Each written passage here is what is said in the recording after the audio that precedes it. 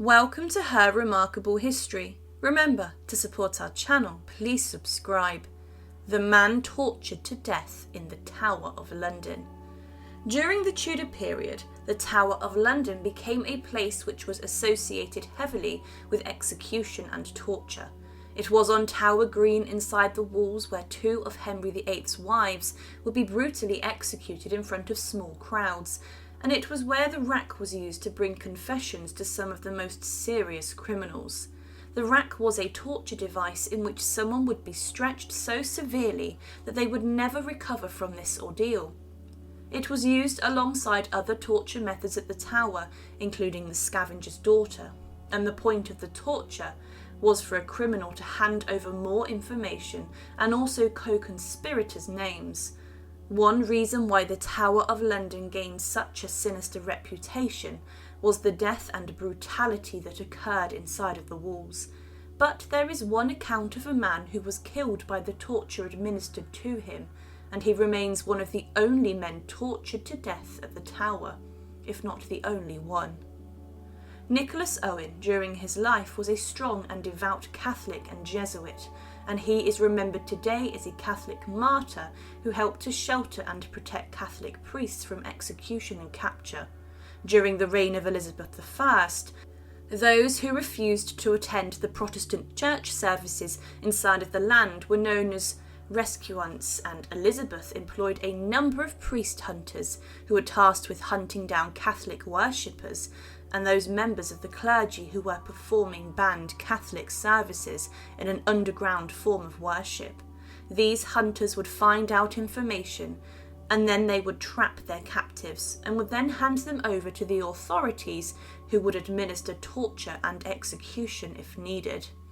Nicholas Owen was a skilled carpenter and joiner, and he began to become involved in building priest holes, small hiding places for priests to hide inside of stately and country homes. He spent a large amount of his life building these, and he was described with incomparable skill. Owen knew how to conduct priests to a place of safety along subterranean passages, to hide them between walls and bury them in impenetrable recesses, and to entangle them in labyrinths and 1,000 windings. But what was much more difficult of an accomplishment, he so disguised the entrances to these as to make them most unlike what they really were. Moreover, he kept these places so close a secret that he would never disclose to another the place of concealment of any Catholic. He alone was both their architect and their builder. No one knows how many he made. Some may still be undiscovered. Now, Nicholas Owen was involved in sheltering dozens of priests and was himself arrested at times during the reign of Elizabeth I. However, whilst under the service of Henry Garnet, he spent 18 years building hiding places in the homes of Catholic families, and he travelled to different homes under the name Little John and refused to accept monetary payment at the time for them, seeing it as his duty to protect these people and to protect Catholic worship. He would accept food and drink for his work, and he used many different identities to protect himself. And despite being a short man who suffered with a bad leg, he worked very hard. He would break through thick stonework and always worked alone, and at most times at night to avoid detection.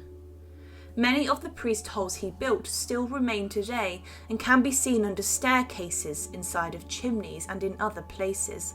He would even hide passageways and small rooms inside of wooden panelling in the walls of houses, and despite the persistence of the priest hunters, many people were saved by his work. Because of his genius and skill, many priest holes made by Nicholas Owen may still be lost and undiscovered. But this work was vital to ensure that Catholic worship continued within the country. He was arrested briefly in 1594 and was tortured, but did not reveal anything, and he was then released to a wealthy Catholic family who paid his fine. He, it's believed, was also involved in the escape attempt from the Tower of London of John Gerard, being the mastermind behind it as the priest climbed out of the infamous prison. However, despite the death of Queen Elizabeth I, things inside of England were still dangerous for Catholics.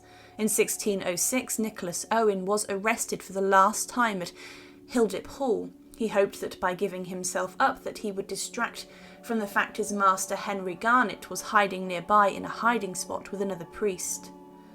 However, upon capturing Nicholas Owen, the Secretary of State Robert Cecil claimed that "It is incredibly how great was the joy caused by his arrest, knowing the great skill of Owen in constructing hiding places, and the innumerable quantity of dark holes which he has schemed for hiding priests all through England." So the government did know what Nicholas Owen was doing, and his arrest was seen as a huge score for James I, and they believed that by arresting the skilled carpenter that this would damage Catholic worship across the country. After his arrest, he was taken to Marshalsea Prison in London, which was known for its horrific overcrowding and terrible conditions. It was found on the south bank of the River Thames, but then Owen was taken to the Tower of London for his torture. But the journey he would make to the Tower of London would be his final journey that he would ever take, as within the walls he would be killed brutally on one of history's most brutal torture devices. The Tower of London had remained a brutal sight throughout the Tudor period, but following the Gunpowder Plot and the attempts on the life of King James I, his government and much of the royal family, the tower was used to imprison those who were implicated in the plot. It was also used as a place to torture Guy Fawkes, with the king signing off on this in writing in his own hand. But it was inside, presumably the Dungeon of the White Tower at the Tower of London, where Nicholas Owen would be killed. The dungeon was where the rack was placed, and as he was suspected of being involved in the Gunpowder Plot, Owen was tortured. He continued to deny the fact he was involved, but his jailers did not believe him. They began torturing him by putting him in the manacles, iron gauntlets which led him to be suspended in the air. Dangling here for hours on end was agony, and at this point the middle-aged Owen would have been in great pain, with such strain being placed on his shoulders. However, he suffered from a rather bad hernia. As he refused to give over any information with the manacles being used, it was decided that he was to be placed on the rack to subject him to even more brutal and barbaric torture.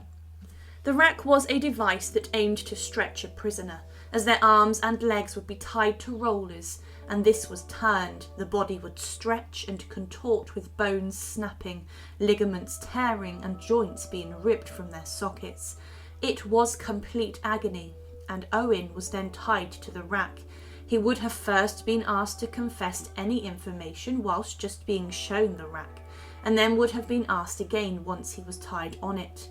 However, his hernia, when he was strapped to the rack, was bulging out, and as the rollers were turned, the rack master strapped a circular plate of iron to his stomach to push it. This would have been agony when the pressure applied to his hernia, but Owen continued to give over nothing, and as each turn of the rack put more pressure on him, his hernia was slashed by the iron plate, and on the rack Nicholas Owen died a brutal and terrible death in agony. He died around the 1st of March 1606, and one of his masters would write of him, "I verily think no man can be said to have done more good of all those who laboured in the English vineyard.